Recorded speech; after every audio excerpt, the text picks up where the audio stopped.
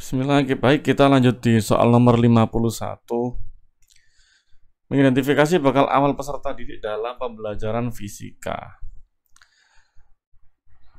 Oke, kita ambil di sini ya, tindakan yang perlu dihindari. Kita coba nggak perlu lihat bacaan yang sepanjang ini ya. Menerapkan peta konsep yang salah dan memberi penjelasan yang tepat pada siswa. Oke, ini maksudnya bukan yang salah, bukan begini. Ini kalimat ini kayaknya gini nih. Peta konsep siswa salah. Terus kita tiba-tiba ngasih tahu yang bener gini loh. Gitu. Ini kita simpen ya. Ini kalimatnya kok jelek gitu. Menuntun siswa membuat peta konsep yang tepat dan benar. Menuntun. Ayo nah, ini yang benar. Ayo coba pelajari ini. Oke, masuk. Mengajukan pertanyaan untuk membantu siswa merumuskan konsep yang difahaminya sesuai dengan pemahaman yang benar. Oke. Membiarkan siswa membuat peta konsep sendiri, baik benar atau salah. Oke, nggak apa-apa. Mengarahkan siswa untuk menuliskan pendapatnya sesuai dengan konsep yang baku. Oke, mengarahkan. Oke, jadi yang paling punya peluang salah ini kayaknya yang D atau yang A, yang perlu dihindari maksudnya ya. Membiarkan sama membenarkan peta konsep yang salah dan memberi penjelasan yang tepat pada siswa. Nak punyamu ini salah, yang bener kayak gini. Nah. Terus yang D, dibiarin aja gitu. Yang mana yang paling nggak bener ini ya? Menurut saya ini kayaknya pendapat ya Pak Ibu ya. Kita nggak tahu yang paling bener yang mana. Kalau saya sih yang A ya. Karena ini lebih menyakitkan siswanya gitu. Kita perlu semacam trik khusus dan komunikasi yang pas gitu ya untuk mengatakan pada siswanya yang benar gini. Tapi nggak bisa kita langsung salahkan mereka gitu ya. Gitu. Tentu ini sangat menyakitkan nanti bagi mereka. Oke, mungkin kalau Bapak Ibu punya jawaban lain kita bisa diskusi ya. Menelaah peristiwa perpindahan kalor dalam kehidupan sehari-hari. Oke, lanjut ya. Menetapkan strategi, metode, dan teknik. Dengan keterbatasan lab, seorang guru fisika, kecuali. Melakukan kegiatan dengan bahan yang dibawa dari rumah, masuk. Tapi kita cari yang kecuali ya. Simulasi komputer masuk. Mengajak siswa belajar di luar kelas dengan eksploratif masuk. Studi lapangan. Ceramah yang efektif. Ini kurang tepat karena fisika itu pembelajaran yang hakikatnya dimulai dan diambil dari sebuah praktikum gitu. Terlalu banyak ceramah itu menurut buku, menurut teori ya ini nggak boleh.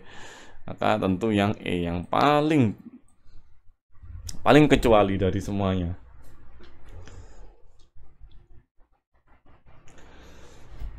Saya juga nggak bayangkan Bapak Ibu mungkin suatu saat jika soalnya kayak AKM gitu gimana gitu ya. Soal UTBK sudah kayak AKM masalahnya. Menentukan indikator ya, indikator dan instrumen penilaian kegiatan. Bukan indikator dari melakukan percobaan. Sifat elastisitas.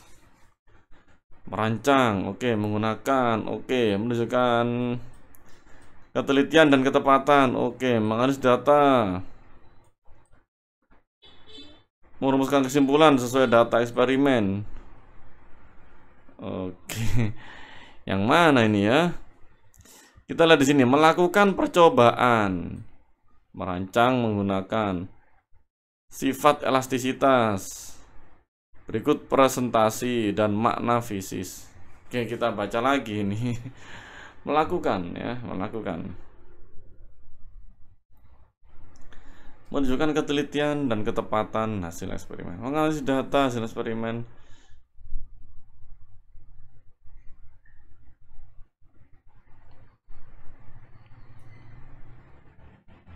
Yang mana kira-kira Bapak Ibu ya? Ini perlu kita teliti lebih lanjut ini ya. Berikut presentasi hasil dan makna fisis. Presentasi hasil itu maksudnya nggak harus presentasi di depan kelas ya, itu laporannya juga bisa. Merancang. menggunakan, menunjukkan ketelitian dan ketepatan. Oke. Bismillah, semoga ini benar Bapak Ibu. Menggunakan ini masih dalam melakukan, menunjukkan ketelitian masih dalam proses melakukan, menganalisis data ini untuk presentasi hasil, bahkan juga analisis, merumuskan kesimpulan ini juga presentasi hasil. Yang enggak melakukan tentu adalah perancangannya ini. Oke, jadi kalau ini berarti yang dinilai adalah B, C, D, E, perancangannya enggak. Yang benar yang mana saya juga nggak tahu Bapak Ibu ya. Tapi kalau kita lihat kalimatnya melakukan berarti apa ya?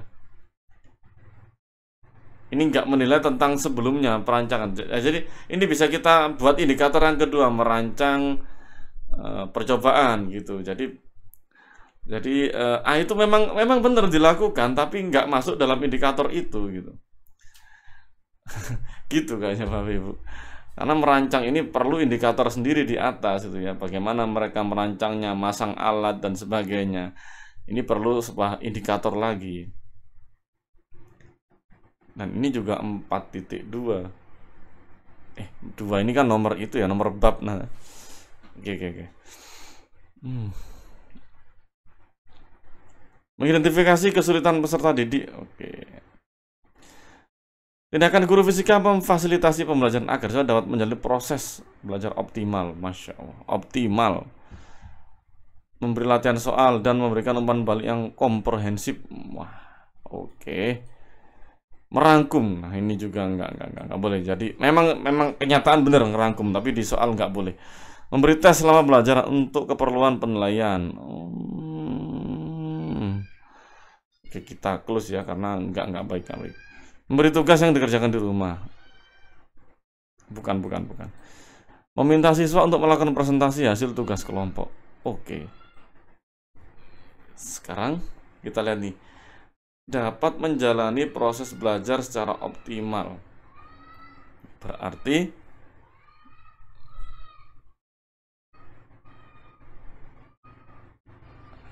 antara A dan E berarti ya. Presentasi. Oke, baik. Ini bayangan saya ya Bapak Ibu ya.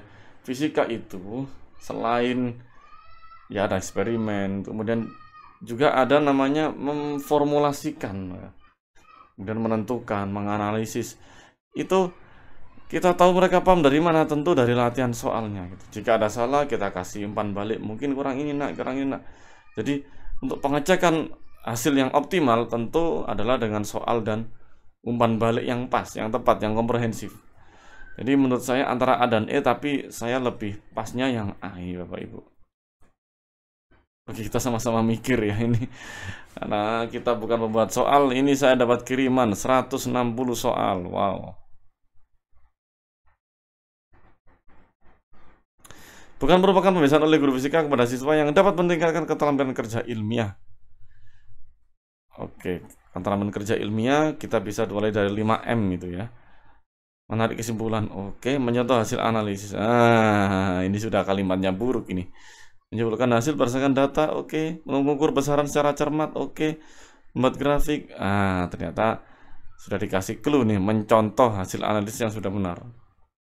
Padahal di fisika itu hasil analisis harus sesuai dengan data pengambilan data hasil praktikum. Jadi yang B ya.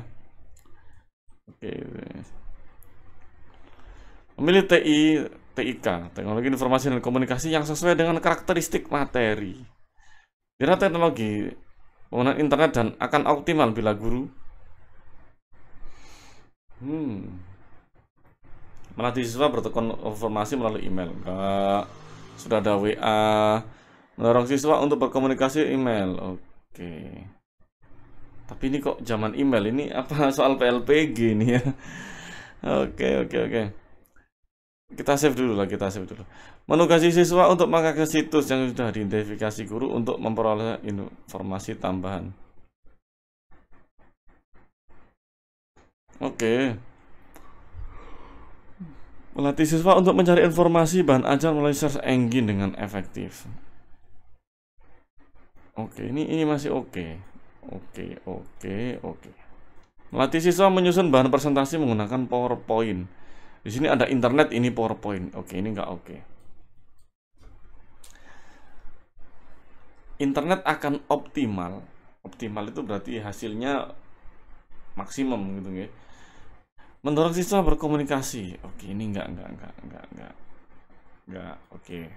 Antara C dan E sekarang.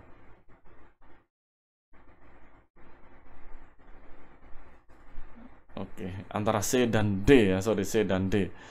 Menugasi siswa untuk mengakses situs yang udah diidentifikasi guru untuk memperoleh dan melatih siswa untuk mencari informasi.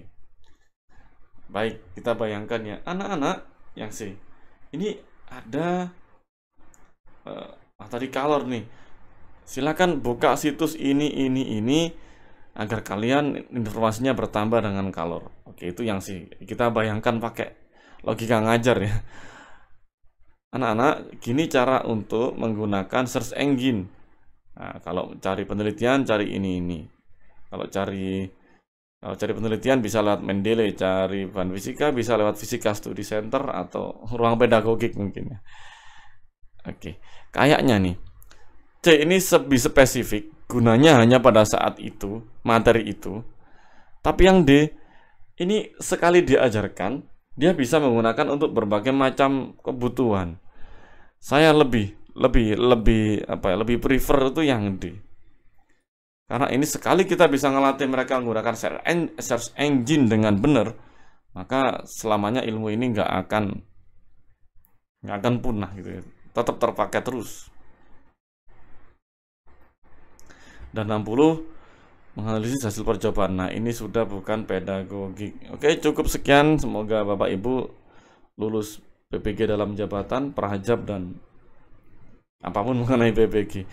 Oke, sekian, terima kasih. Semoga sukses.